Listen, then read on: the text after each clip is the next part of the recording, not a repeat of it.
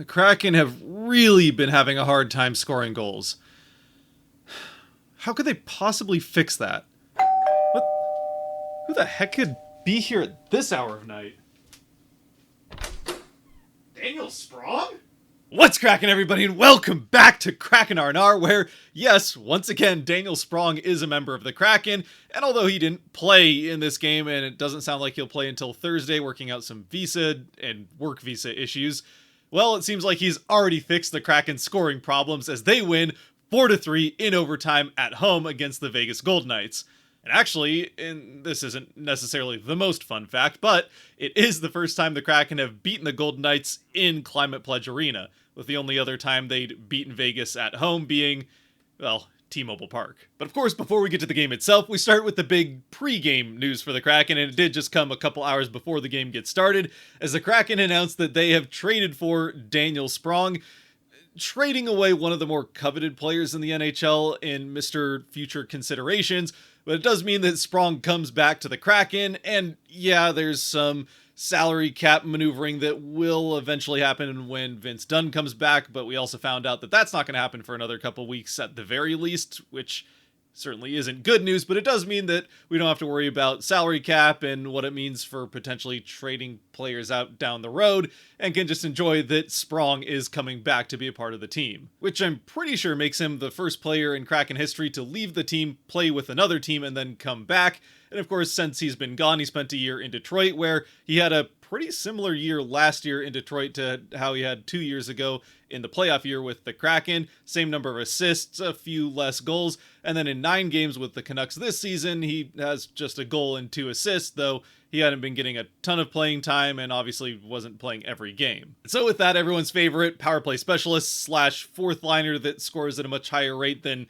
any fourth liner has a right to is back with the Kraken, and hopefully once he is actually playing games with the team, can help them get a little bit more of that offense going, or at the very least get the power play going a little bit more. So that already got the night off to a good start, and then with the lineup that looked a lot more like what we've been used to, at least since Dunn left, with Mahura back on the defensive end, and the couple of scratches from the previous game in Cartier and Bjorkstrand back on the forward end, then the lines and pairings looking, again, much more what we've been used to seeing aside from that one game, which certainly made things gel a little bit better on the defensive end. And the forward end, I mean, they scored 4 goals, so it's hard to complain too much. Jumping into the game then with Decord in net and Grubauer out day-to-day with an injury he sustained at home, though it didn't sound like it was that serious, and now the Kraken have 3 days off before they play their next game, so it probably won't mean he misses a ton of time. But Decord's back in net for the Kraken in this one, and right out of the gate, it's a good start for the Kraken as they are all over the puck, really getting in Vegas's face hard on the forecheck, getting offensive zone time out of it,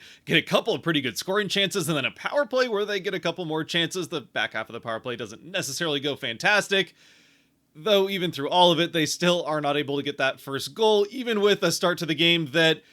well, let's be completely honest with ourselves, is the best start to a game that they've had in quite a while now. Certainly the hardest working they've looked in the first few minutes of a game, probably, I mean, the very least since the win against Montreal. Again, even through all of it, though, they aren't able to score, and then not long after their power play comes to an end, the official's arm is up in the air again, and unfortunately for the Kraken, his arm goes down and play stops, not because the Kraken touched the puck or it goes out of play, but because they draw another penalty, which is a much less common way for the delayed call to have play stopped and go to the power play, but it does mean that the Kraken are now down 2 players for a full 2 minutes. And with that 5-on-3, I mean, in most circumstances, a full 2 minutes of 5-on-3 is basically a guaranteed goal. And although the Kraken do a pretty good job of killing off the first minute of it, and it looks like they might actually be able to make it happen, Vegas gets a quick entry, which is easier to do with 2 more guys on the ice than the other team. And then it's a quick passing play back and forth across Joey's face, and although he does read it pretty well, it's just one too many crossing passes for him to be able to handle, and Dorofeev is able to lift the puck over Joey's pad and just pass his glove before he can get it to the post and into the back of the net to give Vegas the early 1-0 lead. And although the Kraken do kill off the remainder of the other penalties, so they don't give up 2 power play goals in a 2-minute span, things do kind of unravel for the Kraken for a couple minutes here, and back at 5-on-5, Vegas is able to maintain momentum, And it's not long before they make it 2-0 on another good zone entry. They get set up, and it's just a beautiful tic-tac-toe passing play from one side of the offensive end to the other, back over, and it's a wide open guy on the back door. Decord tries to throw his leg to the far post, but he's had the time and space to lift the puck over that pad and into the net to give Vegas the early 2-0 lead. And to make matters worse, Vegas is continuing to press, getting more offensive zone time, more shots on goal, just in general maintaining that momentum following the 2-0 lead into the final couple minutes or few minutes of the first period, where while Vegas is in the Kraken end of the ice, passing the puck back and forth at the blue line, looking for those good shooting lanes or a pass down to the side where then they can go tic-tac-toe again into the net through the Kraken defense. It's Brandon Tanev who decides to just take matters into his own hands as he throws his stick in front of one of those passes up at the blue line, tips it out in front of him, and then stumbles a little bit trying to catch up to the puck, but is able to get off of one knee to his feet and then just take off down the ice in a straight line, which, as we know, he can go pretty quickly in a straight line. It's not the most uncommon thing for Tanev to find himself on a breakaway, but what is a little bit less common is that he picks his spot perfectly and puts it top corner off the post and into the net to give the Kraken the spark they needed, as they're able to use this goal to at least turn the momentum for the final couple minutes of the first period, and Tanev cutting Vegas's lead in half with his second of the season. And doing it all by himself, the goal is, of course, unassisted. And the Kraken are actually able to maintain that momentum to some degree anyway into the start of the second period, and the start of Vegas's next power play, which comes not that long into the second period. The Kraken get a pretty good shorthanded chance that doesn't end up capitalizing or doesn't end up working out for them. And the back half of the power play, Vegas does start to kind of take things back over. I mean, the Kraken are able to kill off the rest of the power play, but even back at 5-on-5, once again, Vegas is spending some time in Seattle's end of the ice, right up until Tanev and that fourth line get back out on the ice, shove the puck down into the other end of the ice. Actually, I think it was Benier's line that gets the puck down into the other end of the ice. Either way, Gord's line with Tanev and Cartier are able to take advantage of that when there's a face-off in Vegas's end. And although Gord does lose the face-off fairly cleanly, he gets at least a piece of it, so it slides back a little bit slower and maybe not right where Vegas was hoping it would go. It does then allow Cartier to dive through the entire Vegas defense, get to the puck first, and then find a wide open Brandon Tanev on the back door. He gets it to Tanev with a couple of nice moves to keep it away from the Vegas defenders as they try to close in on him, but Tanev is all alone. He has the time and space to lift the puck over the pad and into the net to get his second of the game and tie the game at 2. It's 2 Tanev and 2 Golden Knights. And just like with the first Tanev goal, this one too seems to spark something in the twin turbo engine that is this Kraken offense, at least in this game anyway, as they maintain the momentum throughout the rest of the second period, which is a lot more period that's left after this Tanev goal versus the one at the end of the first period. And they just continue to lay on that pressure. I mean, it's somewhat back and forth, but the Kraken are definitely getting the majority of the offensive zone time, spending a lot more time with possession of the puck. And by the end of the period, they're not only almost doubling Vegas's shots on goal, or at least they were at one point in the period. Either way, it's certainly a lot more offensive productions and shots on goal than we've been used to seeing now for the better part of 2 weeks. Now, it doesn't end up leading to another goal in the second period for the Kraken to take the lead, though that fourth line once again had a couple more pretty good shifts, and there was at least one, if not 2 points, where it looked like Tanev might end up getting that hat trick. It doesn't happen for him, and we go to a third period where the Kraken once again maintain that momentum coming into the third that they had at the end of the second, and this time they are able to get the lead, and wouldn't you know it, when you go to the net, sometimes good things happen, as Jaden Schwartz fires a puck off on net that is saved fairly easily by Hill. There's no screen or tip in front, so Hill's able to make the pad save as the puck is along the ice, but it bounces out to the far side where then Hill has a decision to make, because the puck is getting away from him, but it's going pretty slow, so it's going to stay close to the net as Bjorkstrand is crashing in towards the net. So Hill decides to try to dive to poke the puck away from Bjorkstrand so he can't get the in-tight rebound shot, even with Eichel kind of draped all over him. Unfortunately for Hill, but happily for the Kraken, he is able to connect on that poke check, but he pokes it right off Bjorkstrand. It goes off of his shin, I think, over Hill and into the net behind him to give the Kraken the 3-2 lead, and Bjorkstrand his third, I want to say, of the season. Either way, a goal that I think will feel pretty good after missing the game being a healthy scratch in the previous one. Actually, sorry, quick correction. I discounted Bjorkstrand by one. That is actually his fourth of the season, and also the second unassisted goal for the Kraken on the night, as well, it touched Hill twice, and Hill played the puck between when Schwartz had it. So yeah, unassisted for Bjorkstrand. The Kraken, an early third period 3-2 lead, coming all the way back from down 2-0 halfway through the first. And it is a 3-2 lead that the Kraken would have to play pretty hard defensively to defend throughout the rest of the third period, as this one, if the first two hadn't really seemed to wake up the Golden Knights, as they suddenly just seemed a lot more active, getting to the puck, a lot harder checking, at least on the forecheck, not giving the Kraken as much space in transition.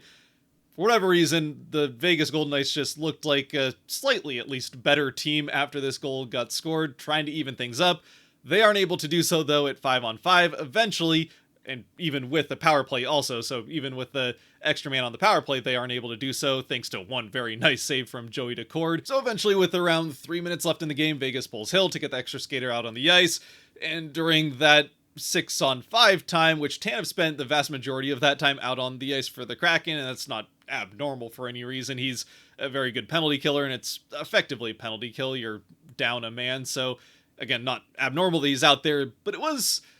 I don't know, it seemed like he was a little bit more eager to leave the zone and look for that pass so he could get the empty netter than maybe he usually would be. As soon as there was any, I don't know, as soon as the puck was up in the air as to who might have possession of it, if it was kind of 50-50, battle along the boards, that kind of thing, a loose puck in general, and it didn't look like Vegas was going to maintain possession, Tanev was working his way past the blue line looking for that pass to try to get the hat trick. I mean, for what it's worth, I was hoping he would get it. Unfortunately, Vegas is able to keep the puck for the most part in their end of the ice and certainly doesn't give the Kraken any good chances at the empty net. And with just over a minute left, a shot from just above the face-off circle on the left side of the defensive end, well, Vegas gets their bounce as it goes off the skate of Larson in front of the net and right into the side past Decord to give Vegas their third goal of the game and to tie things up just before the end of regulation. So even after all of that, the best game the Kraken have played in a long time, and I think we can even include the game in Montreal. I mean, sure, that was a blowout win, but they got some good bounces, and honestly, I think a lot more of that had to do with how Montreal was playing than how the Kraken were playing. Certainly their best game against a good opponent in quite some time. And sorry if there's any Habs fan watching this, but things haven't been going well for the Habs either. The point is, things didn't feel great after this one goes in. It really felt like this was one of those circumstances where the Kraken battled all game long, really outplay a good and hot Vegas Golden Knights team, and then Vegas ties things late, and they'll probably just end up winning it in overtime, so you'll end up leaving with a sour taste in your mouth even after a otherwise fantastic game. But no, in overtime, although Vegas does start with the puck, it doesn't take them long to turn it over. It's actually McCann who creates the turnovers. He just kind of slaps a stick of, I want to say it was Eichel that had the puck. Either way, as he's coming into the Kraken end of the ice, McCann just comes up beside him, slaps his stick, the puck gets loose, Montour ends up with it, Montour chips it past Eichel out of the offensive end to McCann, who's now wide open and on the loose. McCann scoots down the ice, and as he comes in on the breakaway, instead of just firing off the shot like he usually does, and maybe that's what Hill was expecting here, McCann instead kind of fakes like he's going to go for the shot, and then makes a nice little move around Hill, forehand to backhand, and chips over the pad and into the net to give the Kraken the overtime goal, and obviously then the overtime winner, 4-3. The Kraken get their first victory, well, yeah, since the start of the road trip, and a very, very much desperately needed win for the team. So, I mean, quite frankly, I don't know what happened to the team that we saw on the road trip, and honestly, I don't really care. I hope they stay wherever they are, far, far away from this version of the Kraken. It's a lot more like the version of the Kraken that we saw at the start of the season that creates a lot more offense, gets up and down the ice, and also plays fairly well in their end, save for a couple moments there in the first period, though honestly I think you can kind of say just one moment in the first period. The 5-on-3 was, well, it was a long shot to keep that out of the net, and they did a good job for a while. The second Vegas goal, yeah, that's some pretty soft defense. You got to get in a passing lane. For the most part, the rest of the game, they held up pretty well on their end of the ice, and obviously, offensively, played much better than we've seen them play in quite some time. It's the most goals they've had since the 8 in Montreal, obviously, and it's the most shots on goal with 32 in this game since another game that ended 4-3 in Seattle, only that one not in the Kraken favor, against the Jets way back halfway through the last homestand. Who knows what it was that inspired this change in the Kraken and the Kraken of the start of the season to show back up? Who's to say whether it was just home sweet home, being in their own beds, maybe they stayed in some uncomfortable hotels after Montreal, maybe it was having a couple days off in a row after a pretty busy schedule there for a bit, or maybe it was that news before the game that their team had traded nothing away, not nothing, future considerations, a very coveted, valuable trade asset throughout the entire league, but had acquired the best pure offensive fourth liner in the entire NHL. Although, at least for tonight anyway, I think that title goes to Brandon Tanev. Whatever the case, again, hopefully we get to see this Kraken team quite a bit more as we move forward, and the nice thing for the Kraken is the schedule does lighten up here for a little bit, as following the skills showcase here on Saturday, they'll have another 2 days off, so 3 total days off between games, and then they get to face, again, a bit of an easier stretch of games with the Columbus Blue Jackets, who, to be fair, they have had a better start to the season than I would have expected them to have, than a Chicago Blackhawks team that is outside of Connor Bedard, and a hot start to the season for ex-Kraken Ryan Donato, so yeah, probably not going to bring the whole band back together of that fourth line from the playoff year, but we'll see Donato back, and that would be the game that we should see Sprong for, so Donato and Sprong will be back on the ice, at least in Climate Pledge Arena for the first time in a while. Anyway, after Columbus and then Chicago, they'll also get the Islanders, who it's a middling team in the East, so you never really know what to think of, but certainly a winnable game if you are going to be a playoff team. So at the very least, hopefully they can bottle whatever it was that they had in this game that was different from the road trip, definitely, and carry it through these next 3 days, not cool off too much, and into that stretch of, well, at least easier opponents than they'll get at the end of the homestand, this being the longest homestand of the season, 6 games, and the final 2 being against the other team from New York and the Rangers, one of the best teams in the NHL, and a Predators team that has definitely figured things out a little bit more since the Kraken played them way back at the beginning of the season. With that, though, I don't really know what more there is to say. Obviously, it does just feel good in general to be back on the winning end of a game and not just happy that you got 1 point in the standings, which, when overtime started after Vegas tied things late, I'm not going to lie, I really had the dread that Vegas was going to win this one. Still, they don't. We get to have a fun distraction here for one night, and then the skills showcase should be a lot more fun now that the Kraken are coming off of a win rather than a stretch of pretty tough games. Even if they had lost in overtime and gotten the 1 point, it still would have been a bit of a downer coming into that skills showcase with the streak the Kraken had been on. But they won't be. They'll have that win. Yeah, I think we just close things out with the Kraken 3 stars, as always brought to you by the patrons over on Patreon. If you want to help decide 3 stars, and this time we will definitely have 3, and there's plenty of guys to choose from. We probably have more than 3 potential options. If you want to be a part of that, then you can help support a little bit more than you are by watching this point by going to the link down below and supporting on Patreon as well. Patreon and myself, none of us disagreed with the official 3 stars, though I am going to mix up the order a little bit. My first star is got to be Brandon Tanev. Obviously, the 2 goals, both of which turned things around for the Kraken at the different times they happened in the game. And he was ever so close to getting that 3rd goal. And I don't mean at the end of the game when he was out on the ice with the potential empty netter. I mean, throughout the rest of that second period, that 4th line was fantastic all night long, getting the Kraken into the offensive end and also keeping the Kraken in the offensive end, generating good chances. Tanev scores on, well, actually one of those chances, and then he makes the other one happen all by himself. So a great night for Tanev. Second star, I will stick with Jared McCann. I'll be honest, I thought it was kind of a quiet night for McCann until kind of halfway through the second period. That first line really started to come alive. I mean, I would say I was pretty impressed with how Beniers was playing throughout most of the game, but the first line in general was a little bit quiet until midway through the second period. It obviously all comes to a head, though, with McCann getting that breakaway goal to end the game in overtime. And then the third star, although statistically things didn't look good at the start of the game, and it's still not the best save percentage we've ever seen from Decord, he did have a fantastic night. And after those 2 early goals that he really couldn't have done much more about, he did make a couple of other pretty fantastic saves. Got a little bit bailed out with a nice save from Alexiak, actually, in the first period, as well as Decord kind of drifted out of his net trying to defend an Eichel chance. Eichel almost wrapped it around in, but Oleksiak dove headfirst with both hands to the post and was able to at least interrupt Eichel's stick before he could wrap it into the post. So one good save from Oleksiak, a lot of other good saves from Decord, and he was very well earning of that third star. Since I mentioned it, I would say because of the repairing of the defensive pairs back to what more we've been used to with Evans taking Dunn's spot. Well, Mahura had a really good night, but also Oleksiak was back to the Oleksiak we've seen this season, now that he was back to being paired with Montour. So a good change that we saw there as well. But 3 stars wise,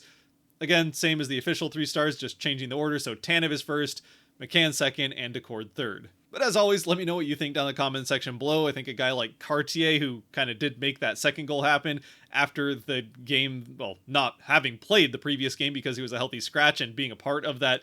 4th line for the Kraken in this one that was such a decisive line for especially the second period. I think he would be worthy. Obviously, Bjorkstrand getting a goal after being a healthy scratch is another potential worthy mention. But yeah, just enjoy this one. Let me know what you think in the comments. And until next time, which will be a few days, stay safe out there. Be good to each other. God bless, and go Kraken.